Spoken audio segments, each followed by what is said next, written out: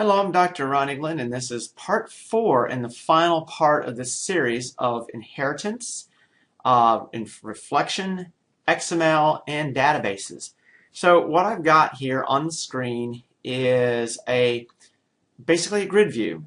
In the grid view, I'm showing the contents of the database that I have created that stores the XML.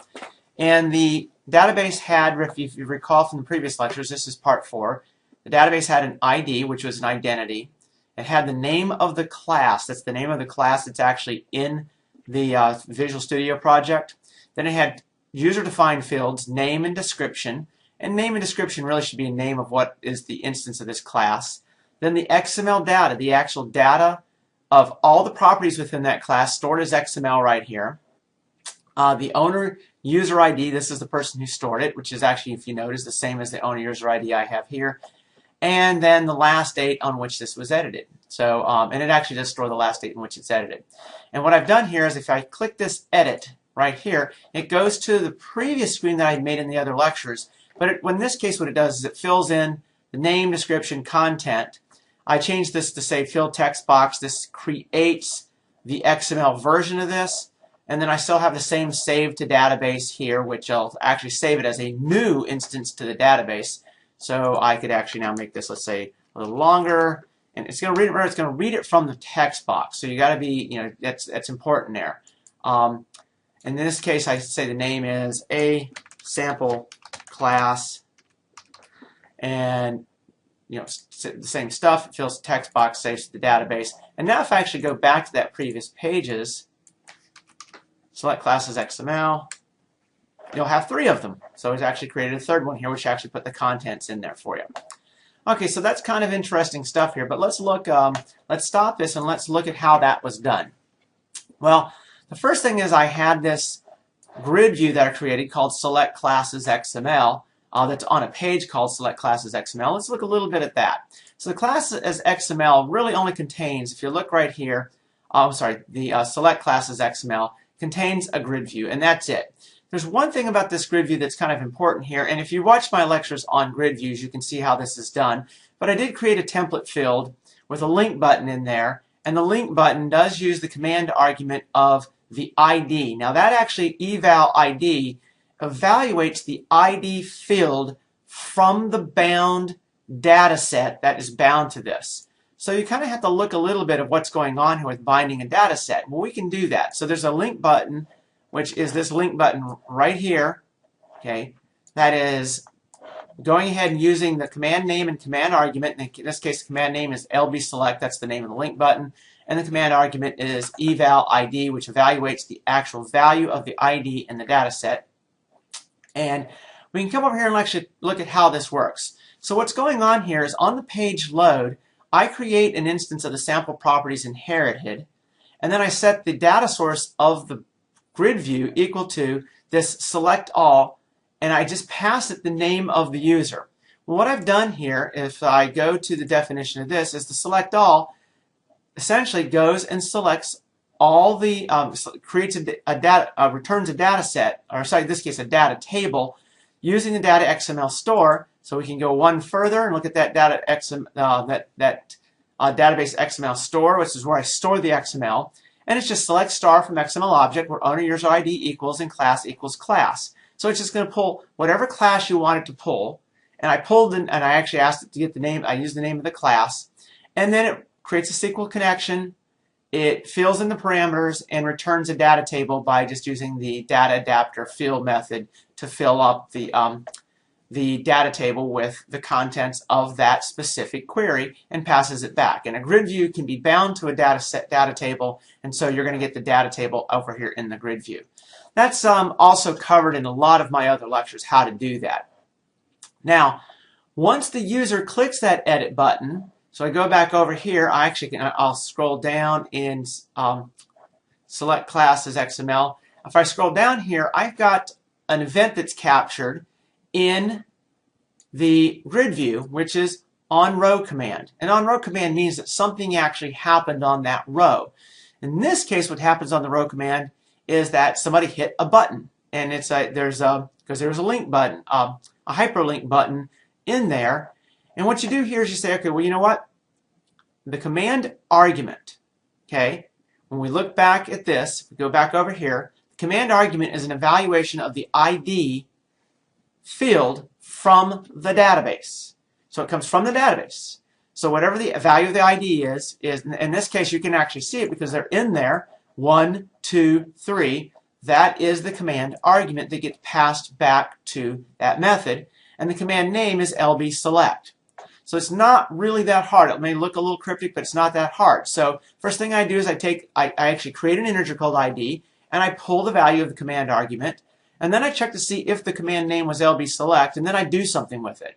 Well, I do one simple thing, is I actually add sample properties inherited ID, and I add that to the session.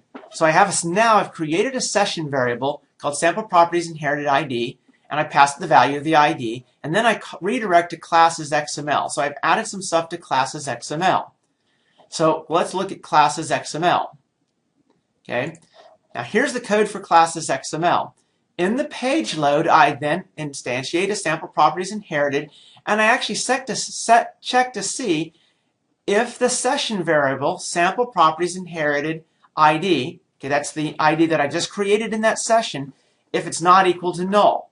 Now, if it's equal to null, I'm not going to do any of this because there's no value set. But if it's not equal to null, I've set a value. Well, what do I do with it if I've set a value? Well, first thing I do is I create an ID variable, and I get it set to that property. And then I have a set ID method in the sample properties inherited. So the ID is a property of that sample properties inherited. Then I set the text box to the name, the description equal to the description, the content equal to the content, and the results text box equal to as XML, which is what we had done before. So something actually must more be going on with this set ID, and let's look at what that is. So let's go to the definition of that. So now I've got this set ID. Well, what I do here is I set the ID equal to the ID, and then I do a select. Well, that's another method, and we can go to that one. And what select does is it says, you know what? Let's first create a data table, and let's set that data table equal to the select method of the database XML store. Well, what's going on with that one? And notice I pass it an ID. Well, database XML store is an object that has static methods. Let's go one deeper. Okay, and you notice these are not cryptic, but they're having to delve down. Now, the database XML store is really designed to get stuff in and out of the database, and this is pretty straightforward. Select star from XML object where ID equals the @ID. I set the parameters, I execute the query, I return the results back in a data table, and so the results of this query are going to come back. Well, what comes back with that query? Well, what comes back with that query is simply one record, which is the record set for this ID. Remember, the ID is an identity, so there's only going to be one record that's returned, so you get the results of this select.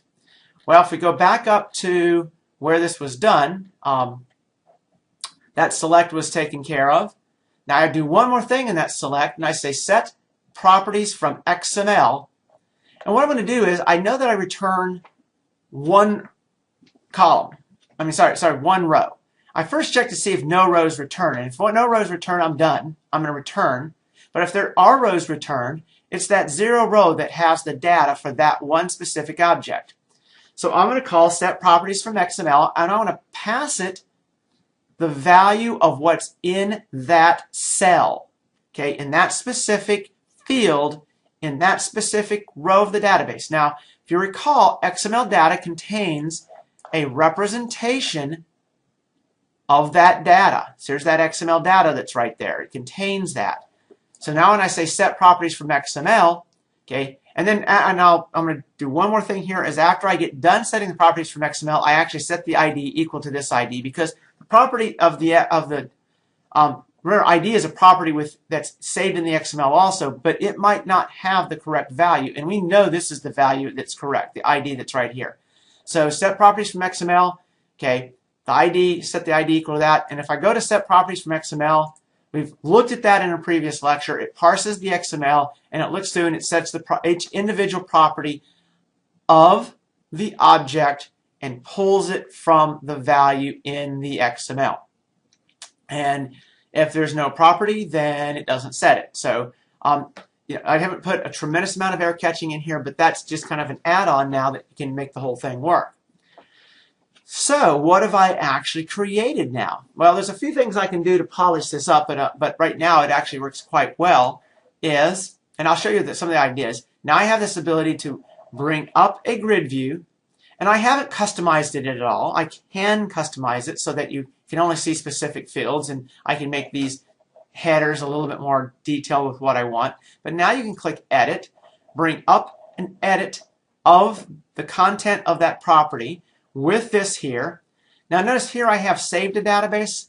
Well, I've actually gone ahead and added more methods. I may just want to update this. That may be what I want to do instead of saving it to the database. I just want to simply update it. This will save it as a new record. Well, to update to the database, I actually have to call an update method, and I can create a button for update. And what I can do is add another button here that says save as new to database or update existing record, and it would have the ability to do that. Be relatively straightforward because I have put into my code the XML data store, the update, which is simply taking the SQL for update. So now what you do is you update it, and this is this code. Now all this code is available on the lecture web page that goes with this specific lecture. What I want you to get out of this is really an understanding of how that structure works. So let's go back over that structure just a little bit. What I've done is I've created a page called Select Classes XML. This will go to the object, pull all the records for a specific user that are in the database of that specific class type, put them into a grid view, and the grid view is designed to have an edit button, which is basically an item template in the grid view that when you click it, goes to another page, sets a session variable, goes to another page. This page looks to see if that session variable is set. If it is set, it retrieves that one specific record and fills these boxes in automatically, but with no new features that go with this. So what you've got now is a full-fledged capability of editing and creating data from objects, storing it into a database with one specific table by the name of the class. And if you are watching this and you're saying, well, that's a lot like XML serializable, yeah, it's exactly like XML serializable. There's one method that I wrote that would be the same method that you would get from an XML serialization. But I also have a lot more flexibility, and I wanted to show how to build a structure like this with code. And hopefully, if you've watched all 4 lectures, you're understanding a lot of how this whole thing works.